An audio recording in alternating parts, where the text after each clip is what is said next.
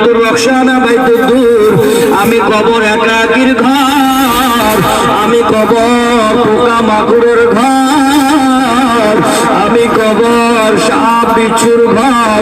খবরদার যদি গুনাহ লইয়া কবরে আসো, আমি কবরে পাশের মাটি ও পাশের মাটি এমন জোরে সাপ মারব, এক পাজরে হাঁটি যায় আর এক পাজরে জোড়া লাগিয়া যাবে। কত কবরে সাপ দেখা যায়, কত কবরে আগুন দেখা যায়, কত কবরে আবার বিসমিল্লাহ দেখা যায়। হে যুবক বন্ধু, আমার যুবক ভাইরা, ও মুসলমান মা বোনেরা, আমার ভাইরা, এই যে রমজান মাস পায় যারা রোজা রাখতে পারো না,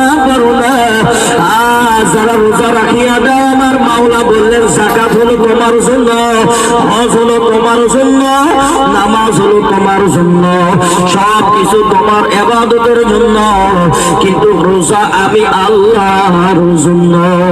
যারা রোজা রাখে আমার আল্লাহ কিয়ামতের ময়দানে তাদেরকে নিজেই পুরস্কার করবে।